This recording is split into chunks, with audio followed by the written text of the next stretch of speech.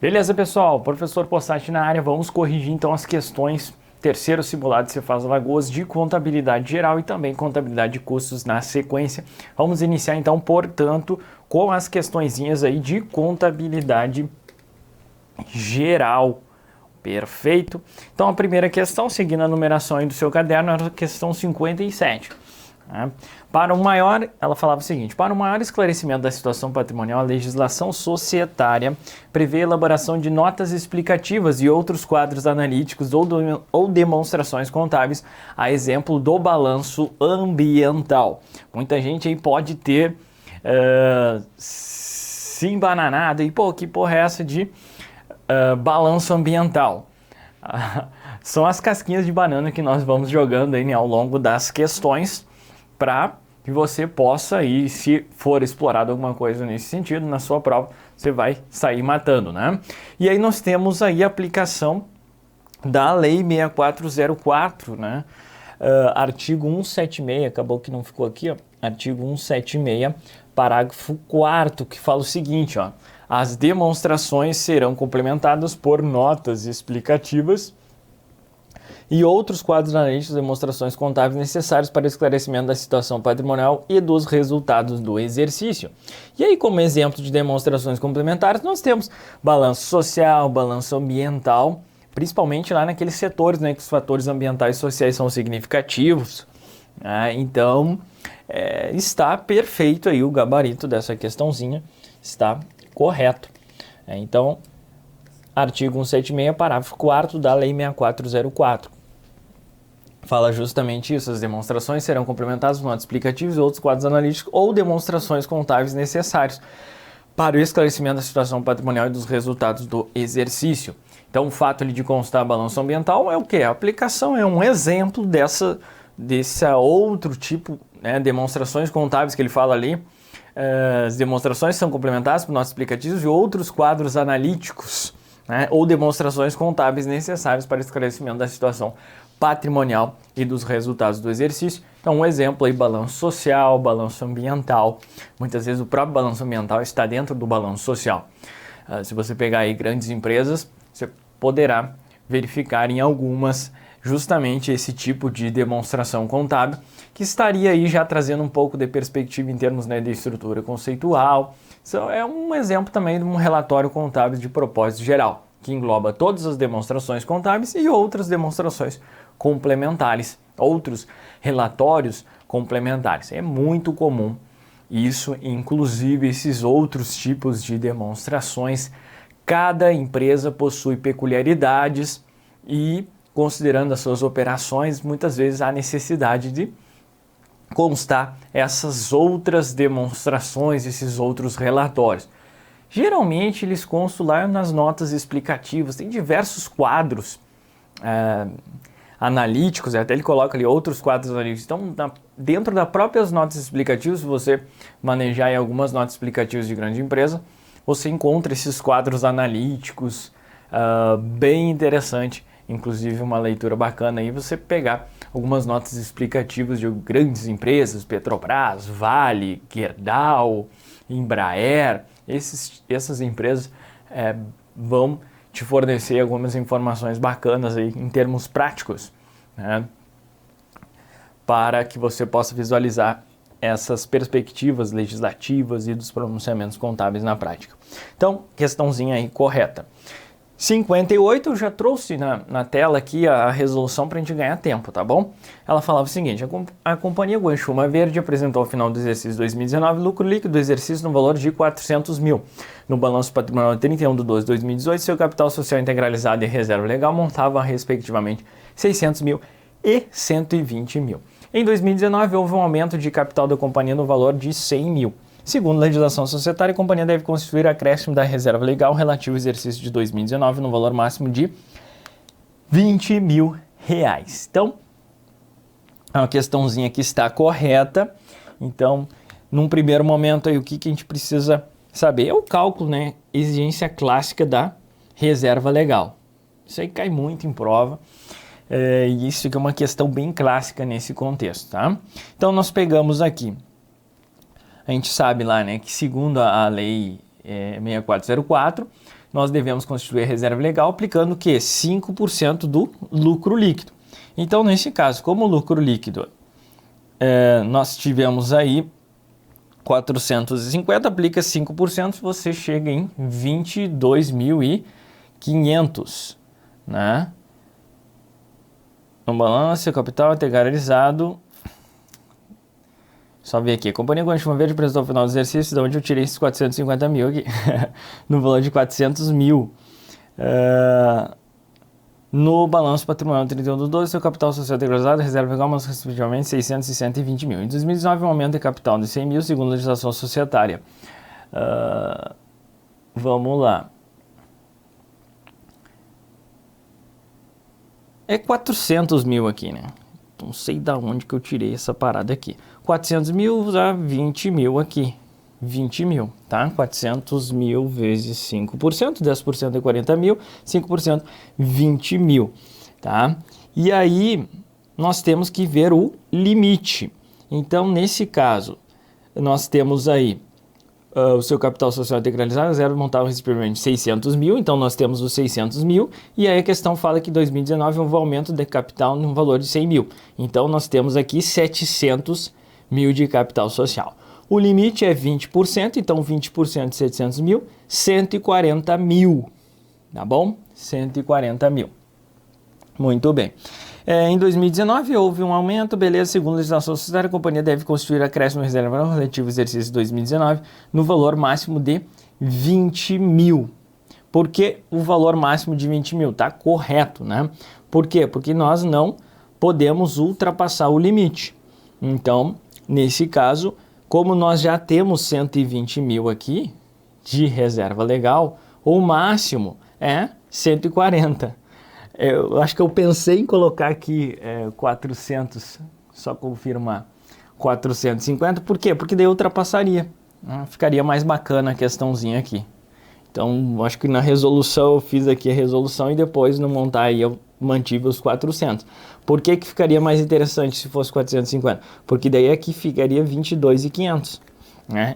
E aí muita gente ia acabar errando aqui achando que estava ok. Mas aqui ficou de boa, ficou mais fácil a questão até, né? Por quê? Porque era 400 mil ali, então nesse caso não ultrapassou, os próprios 20 mil não ultrapassa, então o máximo realmente é 20 mil para não ultrapassar esse limite. Então, relativo exercício do valor base de 20 mil tá ok, tá bom?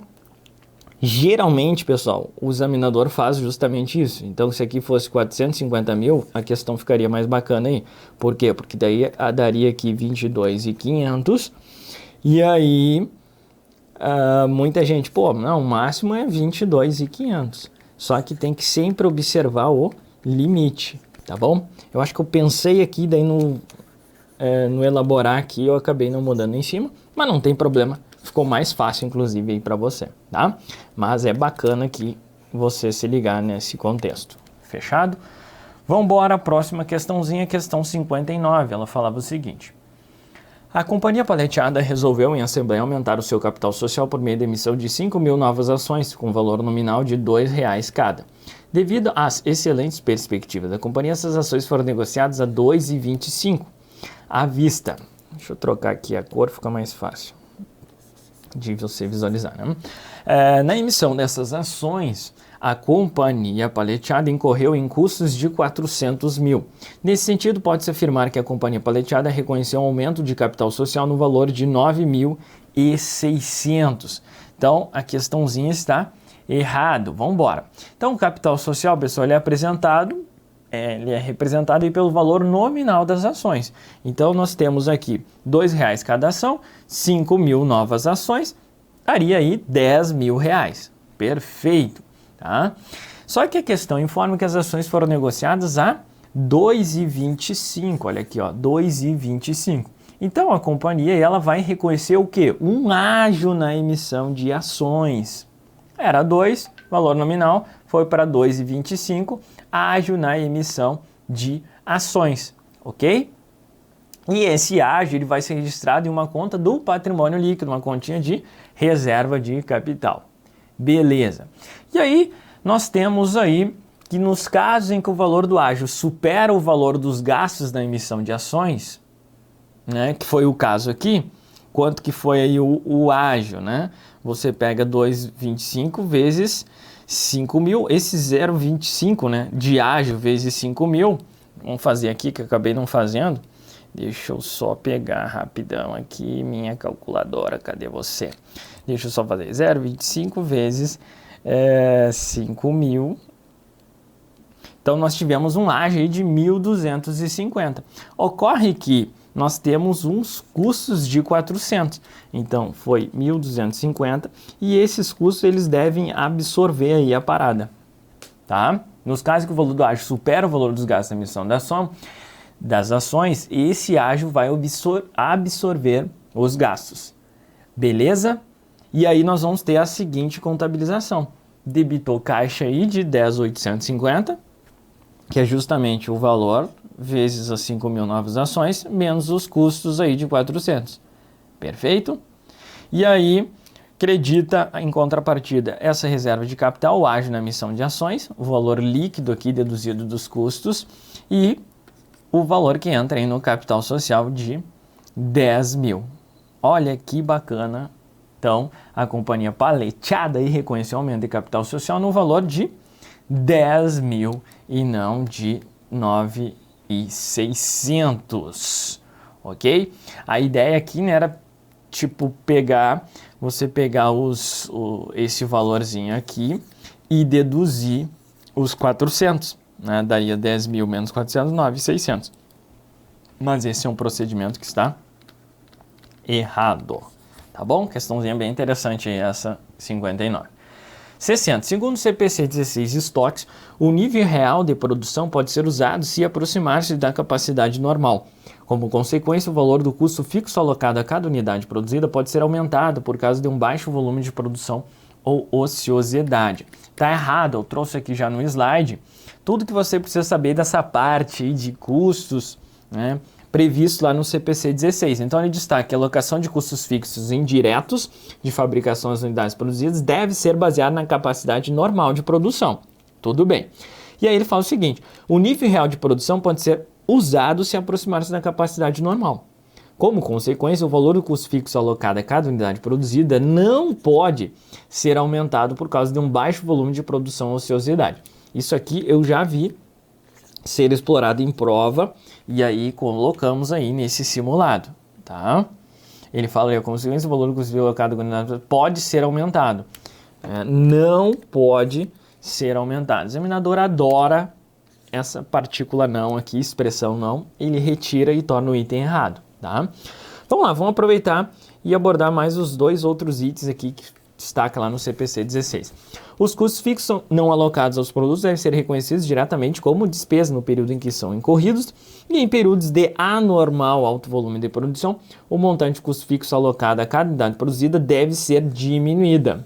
Então, em períodos de anormal alto volume de produção, o montante do custo fixo alocado a cada unidade produzida deve ser diminuído de maneira que os estoques não são mensurados acima do custo, né? Não sejam mensurados acima do custo. Os custos indiretos de produção variáveis devem ser alocados a cada unidade produzida com base no uso real dos insumos variáveis de produção, ou seja, na capacidade real utilizada, tá bom? Desses quatro aqui, o item mais importante é esse justamente que foi explorado na questãozinha aí.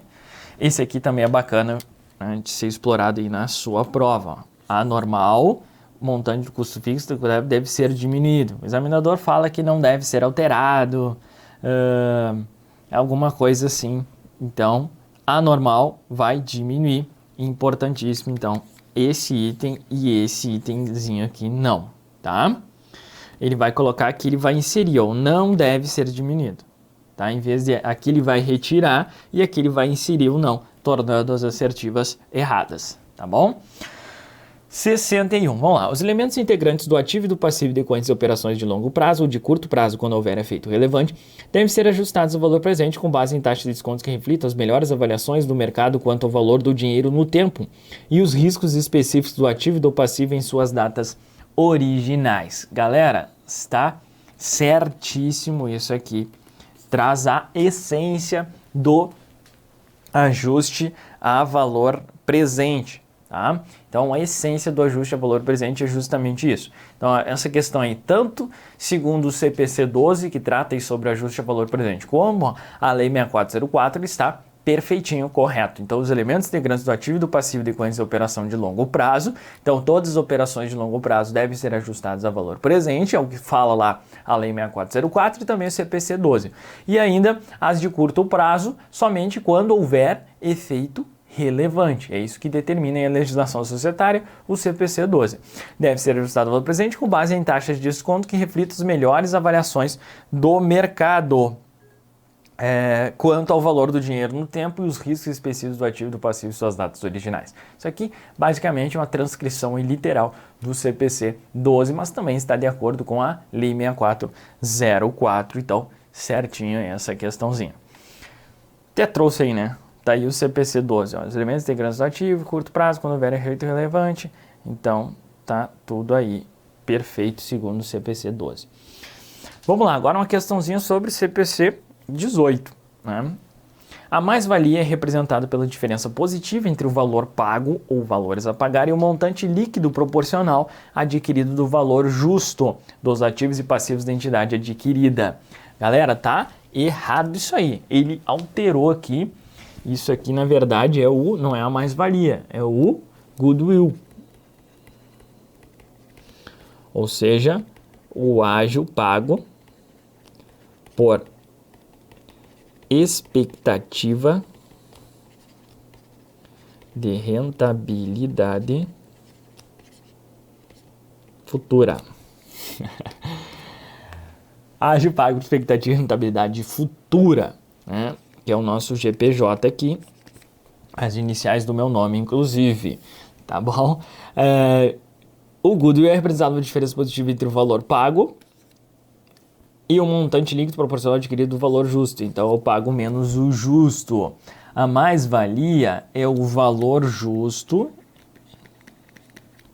do investimento menos o valor contábil. Essa é a mais-valia. Valor justo menos valor contábil. O goodwill é o pago menos o justo. Se liga nessa parada aí.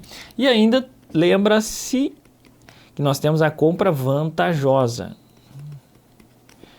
que é o contrário do goodwill.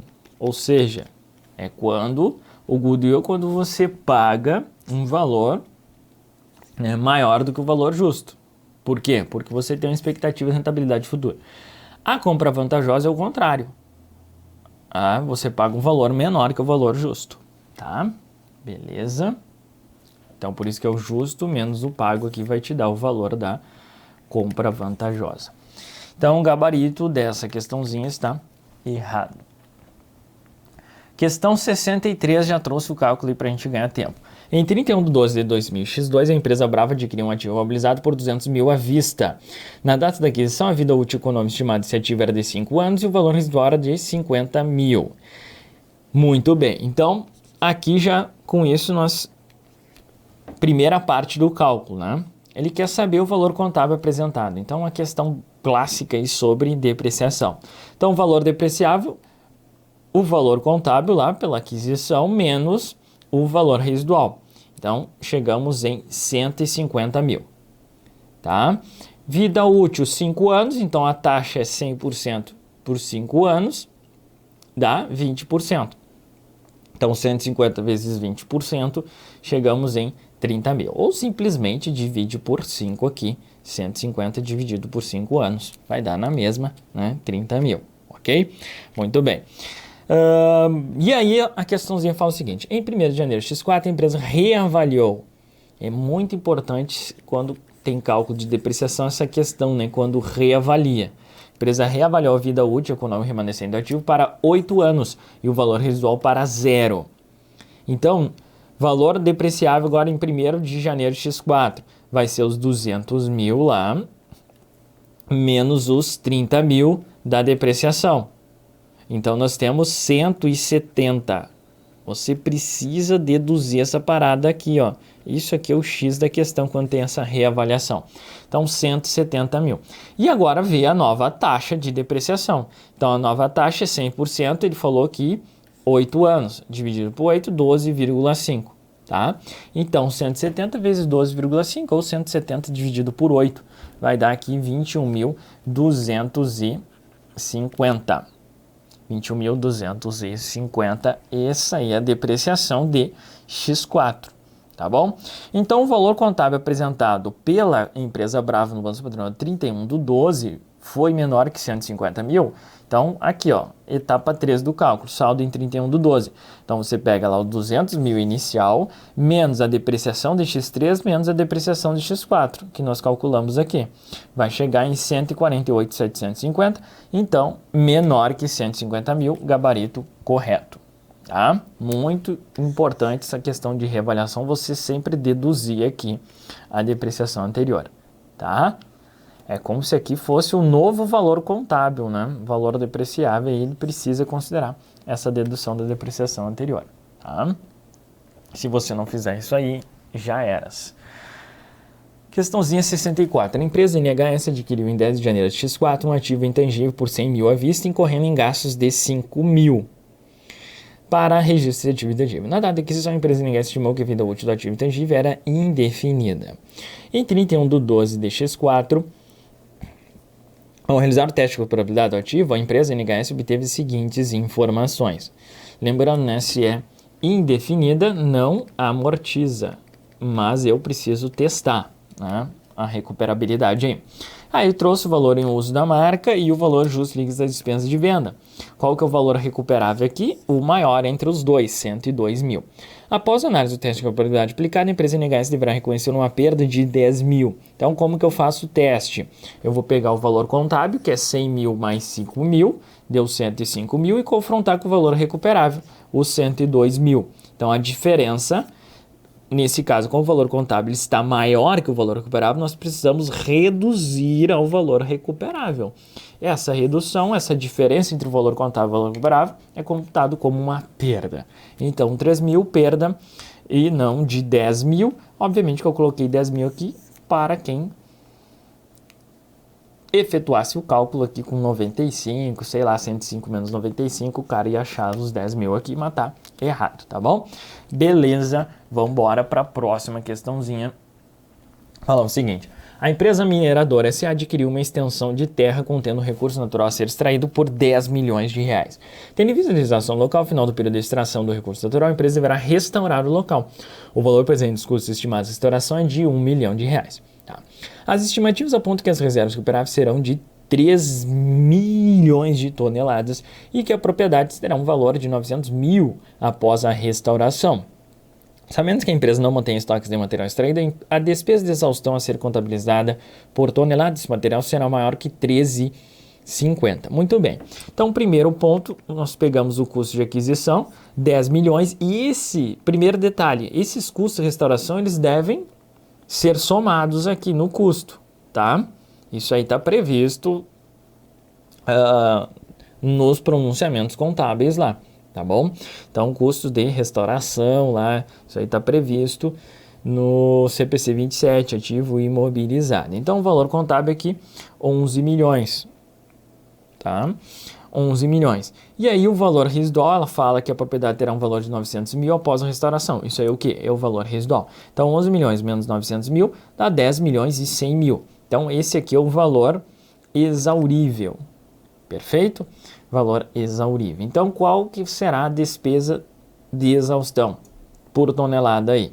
Nós vamos pegar esse valor exaurível, 10 milhões e 100, e dividir por esses 3 milhões aí de toneladas, que é o que? A capacidade da reserva natural. Em outras palavras aí, 10 e 100, 3 milhões, aí chegar aí num valor aproximado de 13,37. Então, a questão fala aqui que será maior que 13,50, quando na verdade será menor que 13,50, portanto o gabarito errado, ok? Questãozinha aí bem interessante sobre cálculo de amortização nesse caso, né? Exaustão. 66. Segundo a legislação societária, as obrigações, encargos e riscos conhecidos ou calculáveis, inclusive impostos sobre a renda a pagar com base no resultado do exercício, serão computados pelo valor atualizado até a data do balanço. Pessoal, literalidade da Lei 6404, artigo 184, inciso 1, fala justamente isso aí. As obrigações, encargos e riscos conhecidos ou calculáveis, inclusive imposto sobre a renda a pagar, com base no resultado do exercício, serão computados pelo valor autorizado até a data do balanço. Tá? Então, por que eu coloquei essa questãozinha? Fala aí imposto sobre renda a pagar, prova fiscal, isso aí, vá que caia, você não erra mais lá, tá bom? Gabarito aí correto. É uma questão que eu considero até difícil. Por quê? Porque o cara vai lá, pega um itemzinho da legislação e coloca aí na prova e a galera que se lasque, tá bom? Então, como fala aqui, ó, prova para fisco, sempre quando tem imposto na parada, é interessante. Então, gabarito correto aí nesse contexto. Agora eu coloquei uma questãozinha aqui sobre aquela parada de fichas, né, de estoques. Até então, nos 2 primeiros simulados nós não colocamos. Achei interessante a gente abordar isso aqui nesse simulado, tá bom? Então, a empresa Sentinela das Coxilhas apresentou as seguintes informações sobre a movimentação de seus estoques. Então, as datas e as transações. E aí, se a empresa avaliar seus estoques pelo custo médio ponderado móvel, o lucro bruto corresponderá a um valor superior a 16 mil. E eu já trouxe aqui, claro que de maneira bem bonitinha, você não precisa fazer toda essa farofa aqui, o importante é acertar a questão, tá? Mas eu coloquei aqui da melhor maneira possível para que você possa entender. Então, pelo critério do custo médio ponderado móvel, nós vamos usar o custo médio, obviamente, do estoque, para calcular o custo das vendas aqui, o CMV, tá? Então, elaborando a ficha, nós chegamos aí nesse contexto aí, tá? Então, primeiro teve uma entrada de 40, e aí você vai colocando lá saldo. Depois, no dia 8, teve outra entrada de 60. Né? Então, agora nós temos 100, né? 40 mais 60, 100 ao custo total de 21.200. Então, o custo médio é 212. Tá? Você pega o 21.200 aqui dividido por 100. Você chega em 212 unitário. Tá bom? Então, no dia 14 tivemos uma saída de 90, nós usamos o que? A média móvel. Então, a média móvel, vamos usar aqui a média móvel. Ok? Então, 90 vezes 212, 19.080. Esse aqui será o custo da mercadoria vendida. Tá? Então, 90, agora nós temos um saldo de 10. No dia 24, teve uma entrada de 50, 240. Então, a gente tem 10 mais 50, 60. Tá? 60. Só que 14.120 dividido por 60 tem a nova média. Então, se aqui tivesse outra saída, qual seria aqui o custo da mercadoria vendida? Seria o valor aqui da saída vezes essa parada aqui. A gente ia ter outro novo CMV. Então, tu sempre usa a média, tá bom? Da saída aqui. Muito bem. Então, ela quer saber qual que é o lucro bruto. Então, o lucro bruto vai ser os 36 mil menos o custo da mercadoria vendida. Tá? Beleza?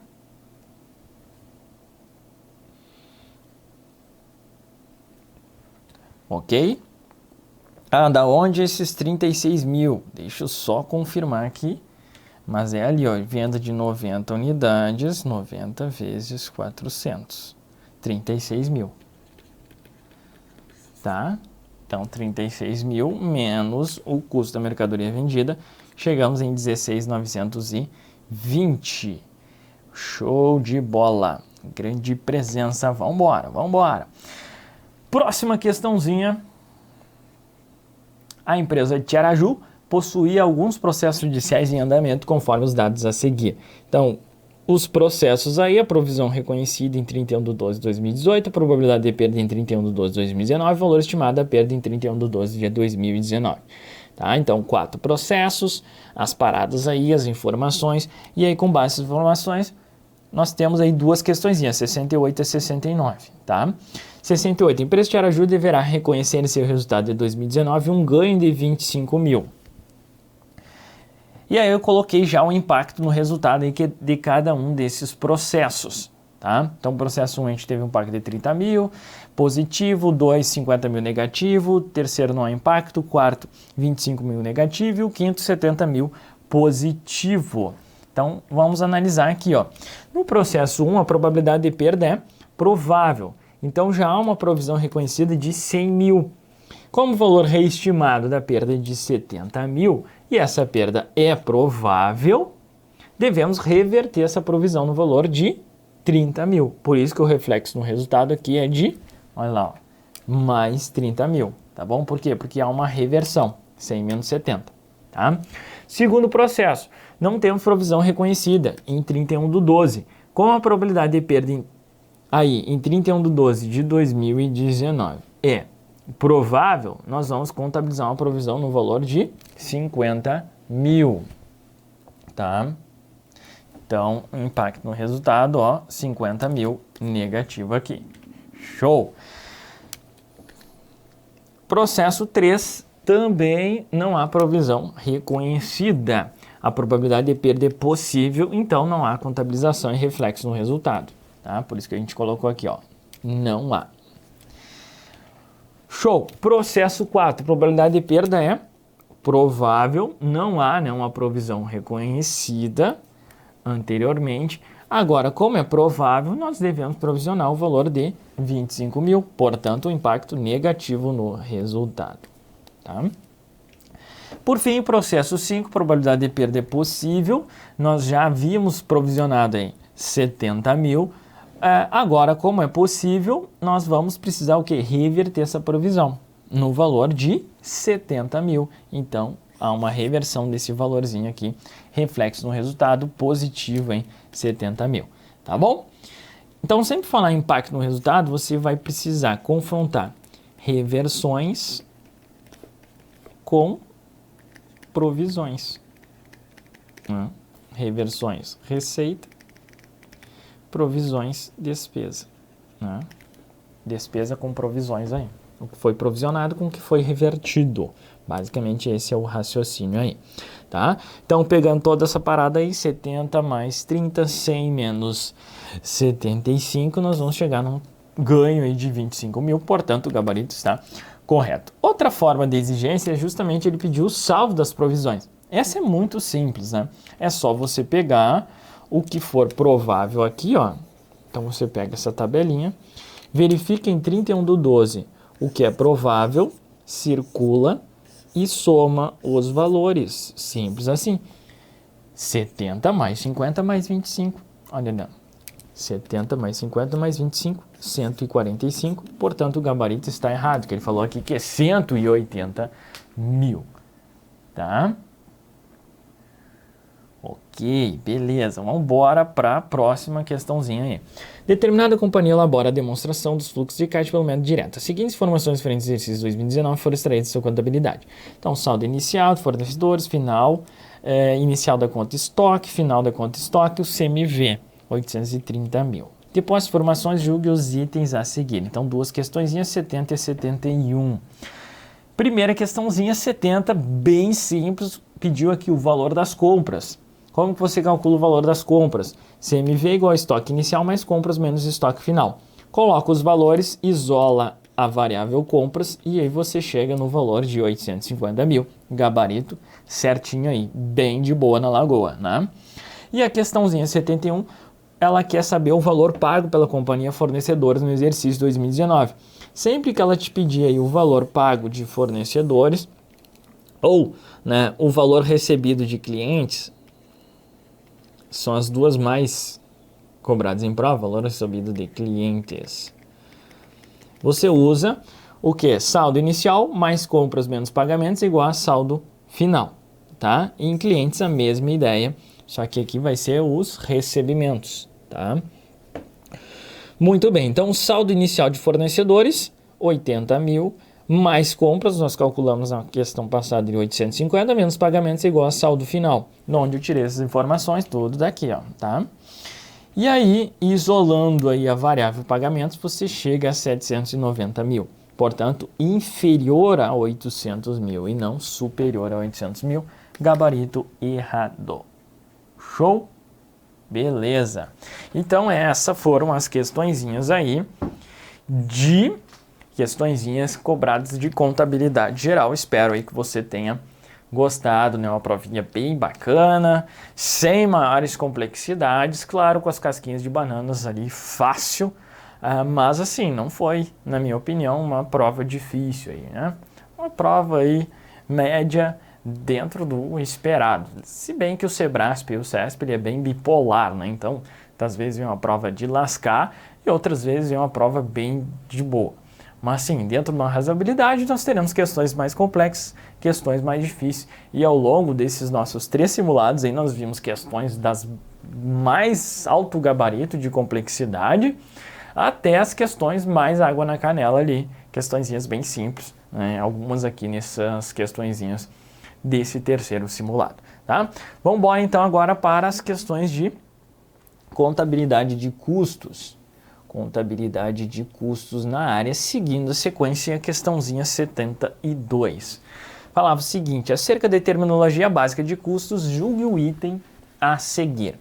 Custo é um gasto reconhecido como tal, isto é, como custo, no momento da utilização dos fatores de produção, bens e serviços para a fabricação de um produto ou execução de um serviço. Tá? Certinho. Então, custo é um gasto reconhecido como custo, né? No momento da utilização aqui, ó, dos fatores de produção, bens e serviços para a fabricação de um produto ou execução de um serviço. Então, salários dos empregados, matéria-prima utilizada, energia elétrica utilizada, aluguéis e seguros do prédio da fábrica, depreciação dos equipamentos da fábrica. Então, gabarito, portanto, correto, né? Trazendo aí contexto, né, da definição de custos aí propriamente dito. Questãozinha 73 falava o seguinte: uma indústria de borrachas dispõe dos seguintes estoques ao iniciar o exercício 2019. Produtos acabados, produtos em elaboração, e durante o período os custos de produção somaram 23.600. Sabe que o estoque final dos produtos de elaboração é de 3.000 e o custo dos produtos vendidos de 25.150. Dessa forma, podemos afirmar que o valor dos estoques finais de produtos acabados é de 4.600. Essa questão tem 2 formas, né, de resolução: a razonetes ou própria dedução, né? Dedução lógica aqui, que é o que nós vamos resolver aqui mais por dedução, tá? Tem gente que gosta por razonetes, tem gente por dedução, enfim, vai ser importante acertar lá na hora da prova. Tem até uma formulazinha, né? Nessa dedução aqui tem uma formulazinha que a galera usa aí, mas também pode ser utilizada aí. Importante acertar, não é mesmo? Muito bem, então veja aí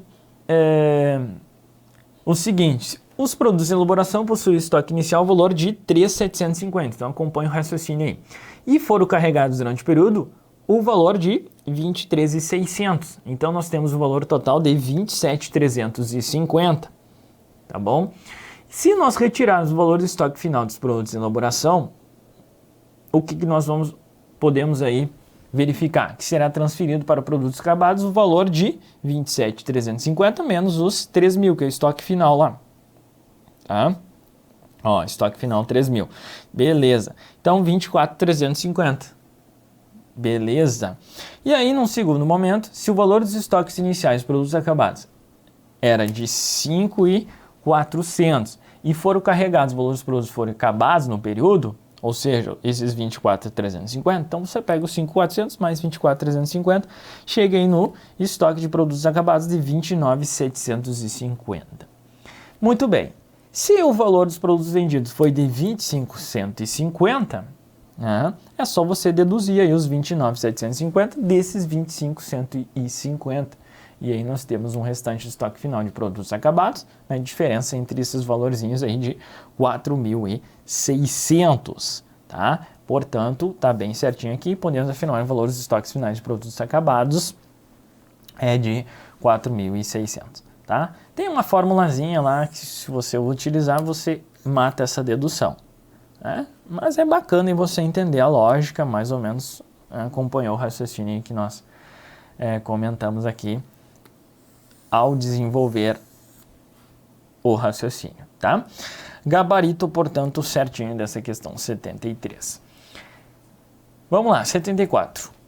Cerca da classificação de custos, julgue o item a seguir. Os custos fixos discricionários ou controláveis são aqueles que podem ser reduzidos e eliminados pela administração por curtos períodos de tempo, com prejuízo mínimo para as metas de longo prazo da organização.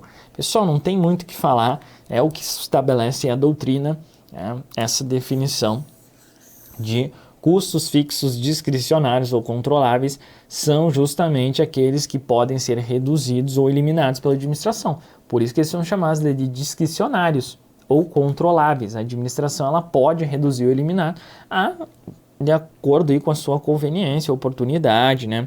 Essa questão, né? Por isso que é chamada aí de discricionário. Por curtos períodos de tempo, com prejuízo mínimo para as metas de longo prazo da organização. É o que estabelece, então, a doutrina aí, portanto, o gabarito está certinho. Questão 75 sobre os métodos ou tipos de custeio, né? Os sistemas de custeio aí. Muito bem. O custeio direto não fornece o valor do custo de um produto, apenas determina a contribuição marginal que cada produto traz à empresa na formação do resultado. E aí, pessoal, tá certinho, é justamente isso, o custeio direto não fornece o valor do custo de um produto, apenas determina a contribuição marginal que cada produto traz à empresa. Então, ele é muito interessante para fins gerenciais, para a tomada de decisão, até porque nós já cobramos esse simulado passado e que ele não é aceito pelo fisco. Então se liga nessa parada, ele é mais para decisões gerenciais, justamente porque ele não fornece o valor do custo, apenas ela determina a contribuição marginal. Por isso que ele é bacana aí para tomada de decisão, para informações gerenciais. Tá bom? Gabarito está certinho, portanto, dessa questão 75.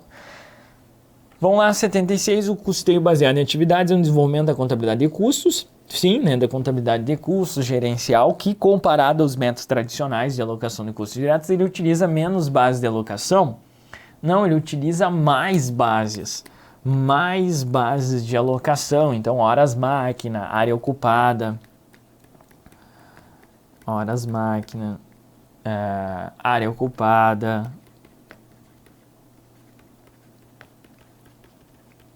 tá?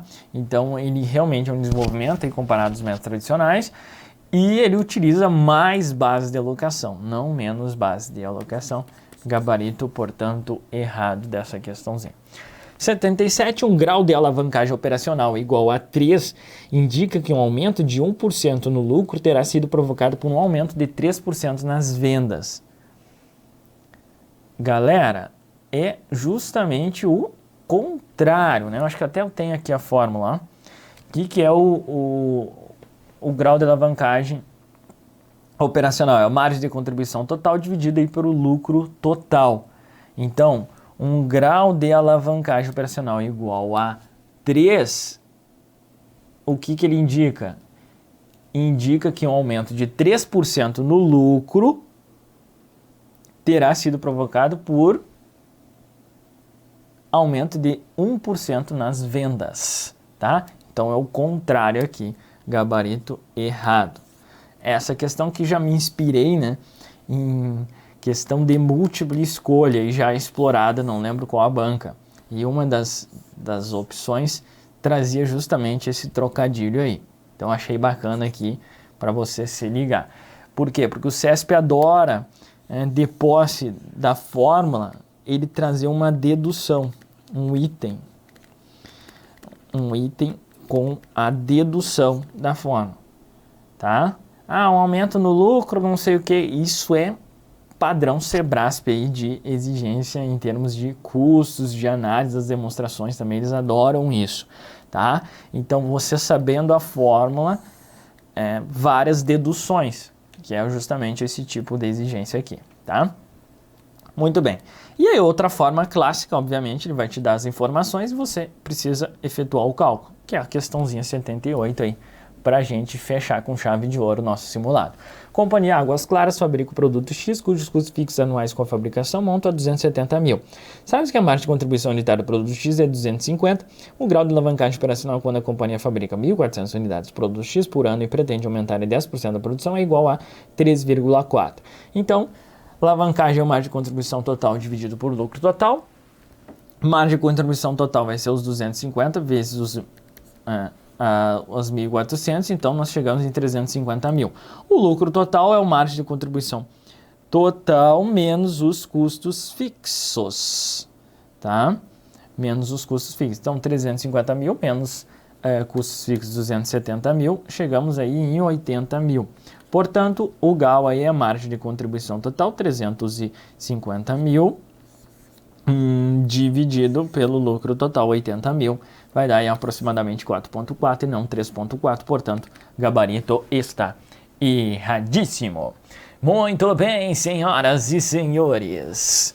Então, com isso, encerramos aí com essa cara fechada, feia desse humilde professor. Estamos aí, siga lá no nosso Instagram, @profgilmarpossati, canal do YouTube Contabilizando, pra gente ser feliz aí sempre com dicas, né, interessantes aí, tanto no nosso Instagram como no nosso canal do YouTube Contabilizando, tá bom? Espero, portanto, ter mais uma vez aqui ter agregado valor na sua preparação, sempre, né, pedindo desculpas, aí um outro valorzinho, alguma questão que não ficou suficientemente claro, mas isso é inerente, o simulado ele é bacana quando tem alguma coisa que não ficou, porque na prova vai ser assim, cara, então se teve algum detalhe ali e não ficou, cara, na prova vai ser assim, então nós estamos simulando uma situação real de combate aqui, então teremos aí questões anuladas, questões mal elaboradas, e é isso mesmo. Cara, é difícil elaborar simulados, elaborar questões. Então depois, já reiterando, já falei isso, né, em outras oportunidades. Depois comecei a fazer aqui simulados, vários, né? Praticamente toda semana a gente faz questões novas. A gente começa a dar mais valor lá para as bancas. Realmente não é uma tarefa fácil. A gente faz, vai, revisa, deixa quieto, demolho lá, depois vem no outro dia, acorda, dá uma olhada lá de novo, revisa e muitas vezes passa em um ou outro valorzinho, tá bom? A princípio aqui, não vi nenhum problema, mas claro, né? Talvez seja o caso, aí, mas a gente vai trocando uma ideia, né? Via aí fórum, via Instagram e tá tudo certo, tá bom? Beleza? Então é isso aí, fechamos, um forte abraço, bons estudos e eu te vejo aí na próxima oportunidade. Valeu!